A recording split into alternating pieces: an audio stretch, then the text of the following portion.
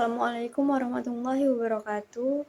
Kami dari kelompok 2 ingin mempresentasikan sebuah materi mengenai pengembangan strategi dan program penetapan harga. Sebelumnya, perkenalkan saya Nazila Azura sebagai moderator dan juga sekaligus pemateri 1, dan teman-teman saya Ica Sihotang, Putri Carolina Karo-Karo, dan Meliani Putri.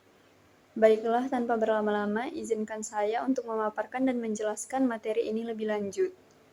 Pertama, saya ingin menjelaskan tentang definisi harga. Kita semua pasti tahu apa sih harga itu. Harga atau price adalah jumlah uang yang harus dibayar oleh pelanggan untuk memperoleh suatu produk. Nah, ketika kita ingin memperoleh atau ingin membeli suatu produk, ada jumlah uang yang harus kita bayarkan ke penjual untuk mendapatkan produk tersebut. Itulah yang disebut dengan harga. Harga ini merupakan elemen yang sangat penting di dalam dunia bisnis, baik ketika kita di posisi sebagai penjual ataupun di posisi sebagai pembeli. Nah, kenapa sih harga itu dikatakan sebagai elemen yang sangat penting? Salah satunya karena harga itu dibentuk untuk menghasilkan pendapatan. Harga tidak hanya sekedar angka yang ada di dalam label ataupun di dalam price tag, tetapi harga ini memiliki banyak sekali bentuk dan jenis ataupun fungsinya. Contohnya itu biaya sewa, ongkos ataupun biaya transportasi, upah, kemudian uang sekolah, dan banyak lainnya. Selanjutnya, mengenai lingkungan penetapan harga yang berubah. Bisa kita lihat di sini terdapat pembeli ataupun penjual. Nah, dari sisi pembeli, pembeli dapat melakukan perbandingan harga secara langsung dari ratusan pemasok.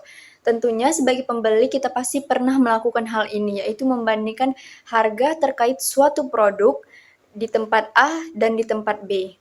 Lalu, pembeli juga dapat menyebutkan harga yang diinginkan mereka dan berusaha membuatnya dipenuhi oleh penjual. Tentunya hal ini tidak bisa dilakukan di semua tempat penjualan produk. Contohnya tidak bisa dilakukan di supermarket. Karena ketika kita berbelanja di supermarket, berapapun angka yang ada ataupun angka yang tertera di price tag, itulah jumlah uang yang harus kita bayarkan. Selanjutnya, pembeli juga bisa mendapatkan produk secara gratis.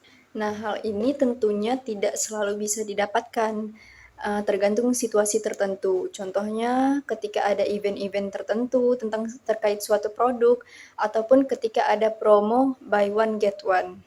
Selanjutnya dari sisi penjual. Penjual dapat mengamati perilaku pelanggan dan menghantarkan kepada perorangan. Maksudnya adalah kita sebagai penjual dapat mengamati perilaku pelanggan kita. Apakah pelanggan kita tersebut loyal ataupun tidak, atau bisa juga dengan melihat karakteristik mereka. Apakah pelanggan tersebut memiliki karakteristik A ataupun memiliki karakteristik B. Lalu penjual juga dapat memberikan akses harga khusus kepada pelanggan tertentu. Contohnya, penjual dapat memberikan potongan harga ataupun diskon kepada pelanggan yang loyal dengan produk mereka. Selanjutnya, baik pembeli ataupun penjual dapat melakukan negosiasi. Kemudian, mengenai psikologi konsumen dan penetapan harga. Yang pertama ada harga referensi. Konsumen seringkali membandingkan harga yang diteliti dengan harga referensi internal yang mereka ingat atau dengan harga eceran reguler yang terpasang. Saya ambil contoh dari diri saya sendiri. Ketika saya ingin membeli suatu produk di supermarket, let's say body lotion, saya akan membandingkan harga body lotion tersebut di supermarket A dengan di supermarket B. Apabila harga di supermarket B lebih tinggi dibanding yang di supermarket A, maka saya tidak akan membeli lagi body lotion tersebut di supermarket B. Selanjutnya itu ada konsumsi harga kualitas. Banyak sekali konsumen yang menjadikan harga sebagai indikator kualitas. Padahal ketika suatu produk memiliki harga yang tinggi, bukan berarti produk tersebut memiliki kualitas barang yang tinggi juga, kualitas yang tinggi juga. Bisa jadi harga tinggi tersebut karena memang brand image mereka yang bagus. Kita ambil contoh dari brand hijab X yang memiliki harga 300 ribuan hingga 600 ribuan dan brand hijab Y yang memiliki harga 100 ribuan hingga 200 ribuan. Ternyata ketika diinspeksi bahan kedua hijab tersebut, bahan hijab yang dimiliki oleh brand X tidaklah lebih bagus dibanding dengan brand hijab Y. Padahal kalau kita lihat dari segi harga, pastinya kita akan mikir bahwa brand hijab X ini akan jauh lebih bagus kualitasnya dibanding dengan yang brand hijab Y ini. Tapi pada kenyataannya, bahan yang digunakan di brand hijab X ini, di brand hijab Y ini, hampir sama dengan bahan yang digunakan di brand hijab Y. Padahal harga mereka sangatlah jauh berbeda.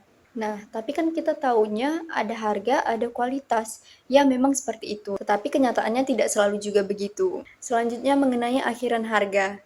Banyak penjual yakin harga harus berakhir dengan angka ganjil. Karena konsumen ataupun pelanggan cenderung lebih fokus pada digit paling kiri dari suatu harga.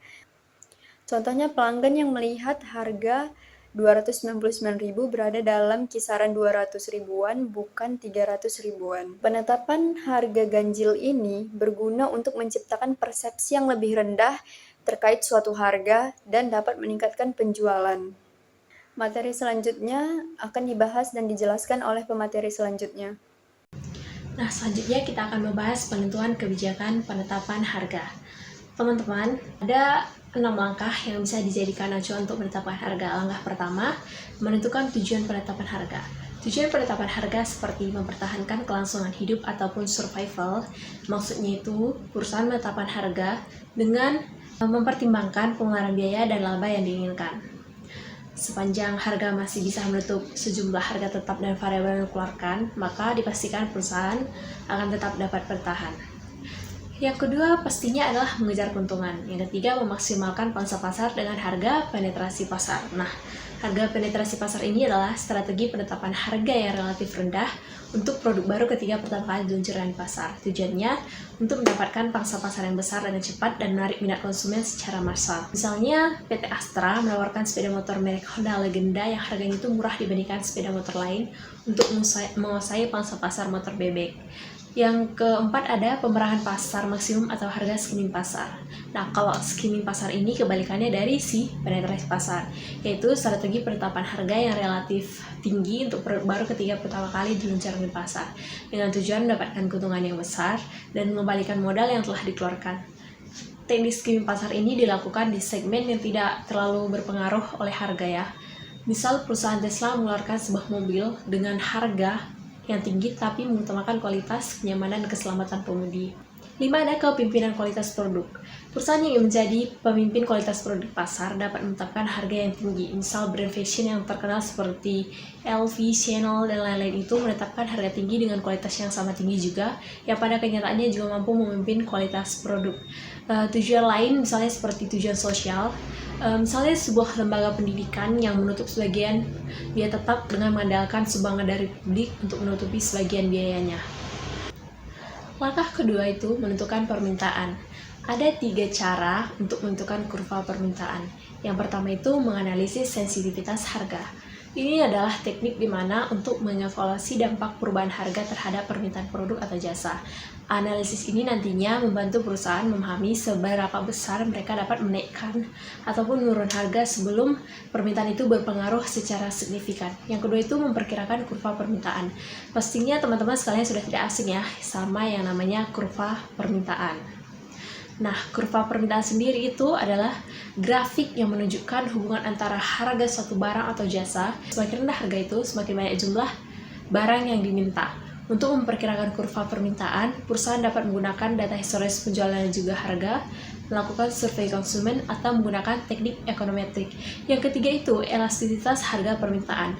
Elastisitas harga permintaan ini mengukur seberapa besar responsif permintaan suatu barang atau jasa terhadap perubahan harga. Apakah konsumen diklasifikasi sebagai elastisitas responsif terhadap perubahan harga, atau inelastis, tidak terlalu responsif terhadap perubahan harga, atau unitari, perubahan harga dan permintaan barang itu seimbang.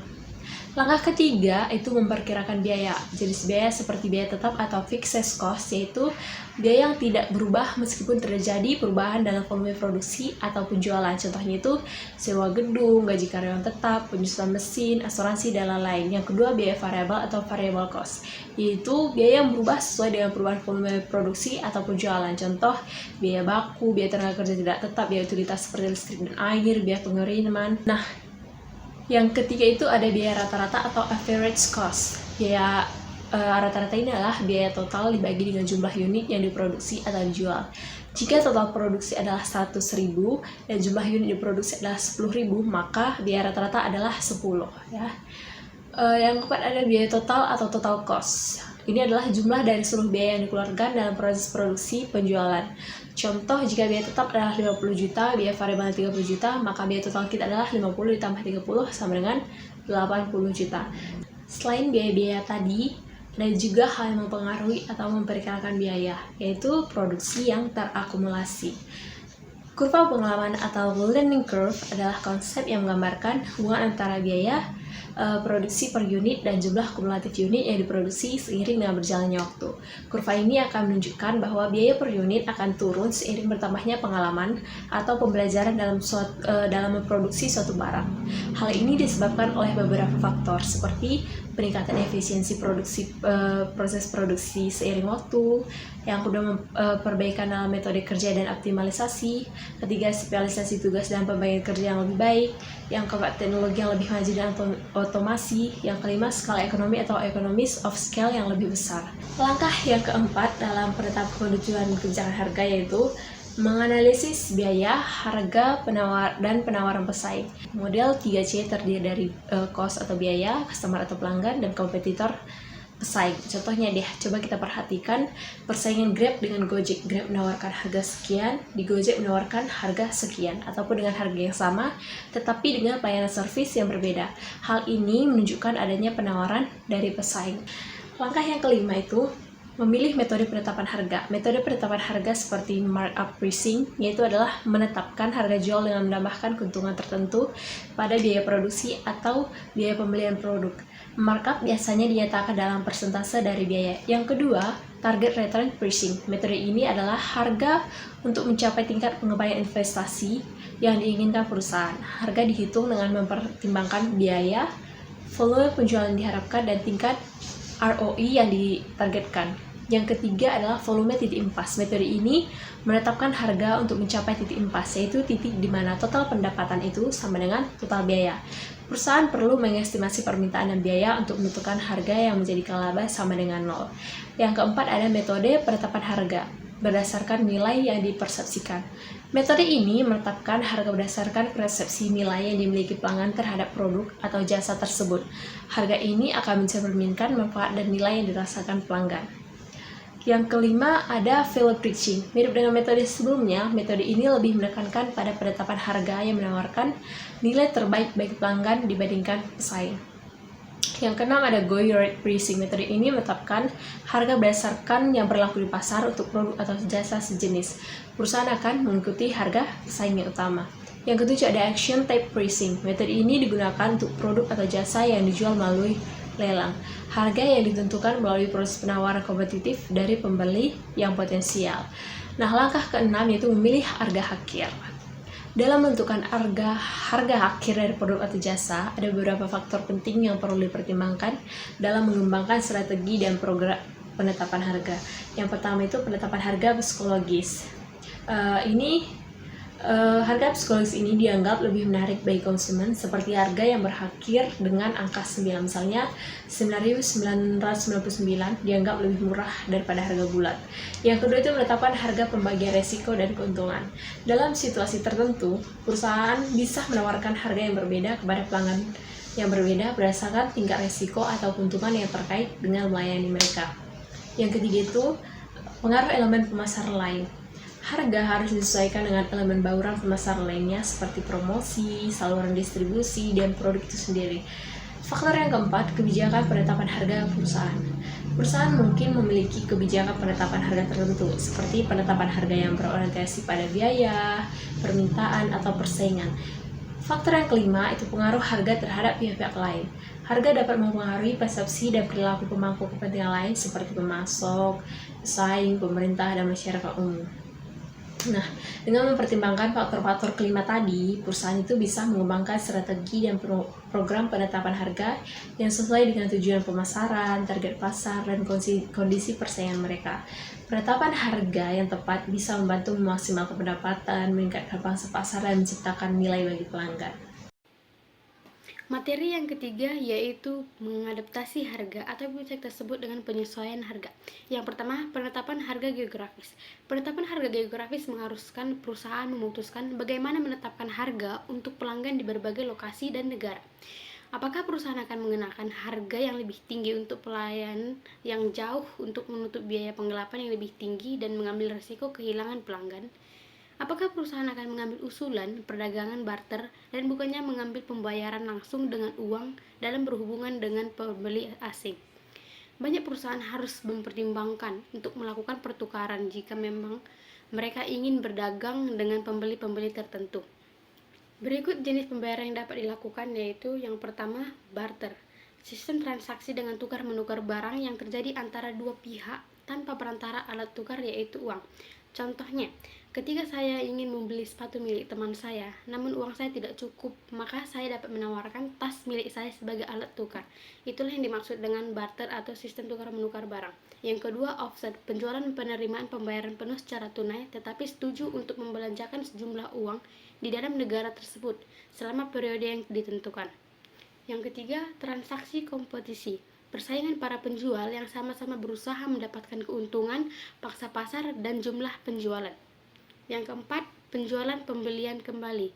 Kesepakatan dalam sebuah perusahaan ketika suatu perusahaan membeli sahamnya sendiri di pasar saham, pembeli kembalian mengurangi jumlah saham yang beredar sehingga meningkatkan laba perusahaan. Penyesuaian yang kedua yaitu diskon dan potongan harga. Yang pertama, diskon tunai. Potongan harga ini ditawarkan untuk mendorong pembeli agar melakukan pembayaran secara cepat. Dengan begitu, penjual akan mendapatkan pembayaran tunai dalam waktu yang singkat. Yang kedua, diskon kuantitas. Diskon kuantitas merupakan pengurangan harga bagi pembeli yang memiliki jumlah pembeli yang besar. Yang ketiga, potongan tukar tambah. Potongan tukar tambah adalah harga produk lama kamu yang kamu gunakan dalam program tukar tambah untuk mengurangi harga awal produk yang ingin kamu beli kembali. Yang keempat, diskon fungsional. Diskon fungsional ini ditawarkan oleh produsen pada para anggota saluran perdagangan jika mereka melakukan fungsi tertentu, seperti menjual, menyimpan, dan melakukan pencatatan. Yang kelima, diskon musiman. Diskon musiman ini merupakan pengurangan harga untuk pembeli yang membeli barang atau jasa di luar musimnya. Yang keenam, potongan promosi. Diskon merupakan bentuk strategi pemasaran penjualan yang kemudian memberikan potongan nilai barang tanpa mengurangi kualitas dari suatu barang yang ingin dijual. Penyesuaian harga yang ketiga yaitu taktik penetapan harga promosi. Yang pertama, penetapan harga pemimpin kerugian atau loss leader pricing. Pasar toko menurunkan harga merek-merek terkenal untuk memancing lebih banyak orang yang datang, tetapi produsen dan pengecer lainnya tidak suka karena harga tidak sesuai dengan daftar harga. Yang kedua, pembiayaan berbunga rendah. Sebagai ganti menurunkan harga, perusahaan dapat menawarkan pelanggannya pembiayaan berbunga rendah. Yang ketiga, garansi dan kontrak jasa. Perusahaan dapat meningkatkan penjualan dengan menambahkan penawaran garansi gratis atau kontrak jasa. Yang keempat, harga peristiwa khusus. Penjualan akan penetapan harga khusus pada musim tertentu untuk menarik lebih banyak pelanggan. Misalnya seperti sepatu bata sering menurunkan harga untuk menyambut lebaran. Dan ada juga yang mengaitkan penurunan harga dengan ulang tahun Republik Indonesia. Yang kelima, rabat tunai. Pelanggan ditawarkan rabat tunai untuk mendorong mereka agar membeli produk produsen dalam periode waktu tertentu. Yang keenam, diskon psikologi. Strategi memberikan harga yang ditinggikan untuk suatu produk dan kemudian menawarkan sebagai penghematan besar. Penyesuaian harga yang keempat, taktik penetapan harga diskriminasi. Strategi ini yang dilakukan untuk menetapkan harga jual suatu produk yang sama dengan menetapkan harga yang berbeda. Hal ini dilakukan bertujuan untuk dapat meningkatkan volume penjualan dan laba yang akan kita terima. Bentuk-bentuk penetapan harga. Yang pertama, penetapan harga waktu. Harga dibedakan menurut musim, hari, atau jam. Yang kedua, penetapan harga citra.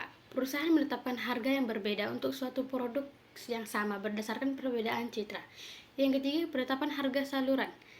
Jika kita ingin barang kita dikenal dan diminati masyarakat, kita bisa memilih saluran pemasaran penjualan yang lebih efektif. Yang keempat, penetapan harga lokasi. Produk yang sama dikenakan harga yang berbeda di lokasi yang berbeda, bahkan walau biaya penawaran untuk tiap lokasi yang sama. 5. Penetapan harga bentuk produk. Versi produk yang berbeda dikenakan harga yang berbeda, tetapi tidak proporsional dengan biayanya. 6. Penetapan harga segmen pelanggan. Kelompok pelanggan yang berbeda akan dikenakan harga yang berbeda untuk produk atau jasa yang sama. Penyesuaian harga yang kelima. Taktik penetapan harga bauran produk. Penetapan harga sulit diperoleh karena berbagai produk memiliki saling keterkaitan permintaan dan biaya serta dipengaruhi sebagai pernyataan yang berbeda. Yang pertama, penetapan harga dua bagian. Penetapan harga dua bagian ini merupakan perusahaan yang mengenakan tarif tetap ditambah dengan tarif pemakaian variabel. Contohnya, taman hiburan yang menggunakan biaya tiket masuk dan segala aktivitas yang dilakukan pula. Yang kedua, penetapan harga produk sampingan. Jika produk sampingan memiliki nilai untuk satu kelompok pelanggan, maka produk sampingan tersebut harus dikenakan harga sesuai nilainya. Yang ketiga, penetapan harga lain produk. Perusahaan umumnya mengembangkan beberapa lain produk daripada hanya produk-produk tunggal. Yang keempat, penetapan harga bandel produk. Penjual sering membandel produk mereka pada satu harga yang tetap. Yang kelima, penetapan harga produk pelengkap. Beberapa produk memerlukan penggunaan produk tambahan atau produk pelengkap. Yang keenam, penetapan harga keistimewaan produk. Perusahaan menawarkan produk atau tampilan pilihan bersama dengan produk yang utamanya. Saya akan membahas materi selanjutnya, yaitu mengenai memprakarsai dan menanggapi perubahan harga. Di sini terdapat pilihan strategi, alasan, dan konsekuensinya. Pilihan strategi dibagi menjadi 3, yaitu mempertahankan harga dan mutu yang dipersepsikan, mengurangi pelanggan secara selektif. Alasannya yaitu perusahaan memiliki kesetiaan pelanggan yang tinggi. Perusahaan rela melepaskan pelanggan profitabilitas lebih rendah. Yang kedua yaitu meningkatkan harga dan mutu yang dipersepsikan. Alasannya yaitu meningkatkan harga untuk menutup kenaikan biaya, meningkatkan mutu untuk membenarkan kenaikan harga. Konsekuensinya yaitu pangsa pasar lebih kecil, mempertahankan profitabilitas. Yang ketiga yaitu menurunkan harga sebagian dan meningkatkan mutu yang dipersepsikan. Alasannya mempertahankan harga dan meningkatkan mutu yang dipersepsikan merupakan strategi yang murah. Konsekuensinya yaitu pangsa pasar lebih kecil, penurunan profitabilitas jangka pendek, meningkatkan profitabilitas jangka panjang. Selanjutnya, untuk melanjuti materi memprakarsai dan menanggapi perubahan harga terbagi menjadi 4, yaitu yang pertama memulai peningkatan harga. Macam-macamnya ada inflasi biaya, penetapan harga antisipatif, kelebihan permintaan, penundaan penetapan harga, klausul kenaikan harga, memisah-misahkan elemen pembentukan harga, pengurangan diskon. Yang kedua yaitu menanggapi biaya yang lebih tinggi atau permintaan yang berlebih tanpa menaikkan harga termasuk. Macam-macamnya yaitu mengurangi jumlah produk daripada menaikkan harga, mengganti dengan bahan atau unsur yang lebih murah, mengurangi atau menghilangkan keistimewaan produk, mengurangi atau menghilangkan pelayanan produk seperti pemasangan atau pengiriman gratis, menggunakan bahan kemasan yang lebih murah atau mempromosikan ukuran yang lebih besar guna mengurangi biaya pemasangan. Guna mengurangi biaya pengemasan, mengurangi jenis ukuran dan model yang ditawarkan, menciptakan merek ekonomis baru. Yang ketiga yaitu reaksi atas perubahan harga. Macam-macamnya reaksi pelanggan dan reaksi pesaing. Yang keempat yaitu menanggapi perubahan harga pesaing. Macam-macamnya mempertahankan harga dari nilai tambah menurunkan harga, meningkatkan harga, dan memperbaiki mutu. Berdasarkan lini petarung berharga murah. Dan materi yang terakhir yaitu mengenai kerangka kerja untuk merespon pesaing harga murah. Dan di sini ada fotonya terdapat, ada 3 pertanyaan yaitu: Sekian penjelasan dari kami mengenai materi pengembangan strategi dan program penetapan harga. Terima kasih atas perhatiannya. Apabila ada salah ataupun kurang dalam penyampaian kami, mohon dimaafkan. Wassalamualaikum warahmatullahi wabarakatuh.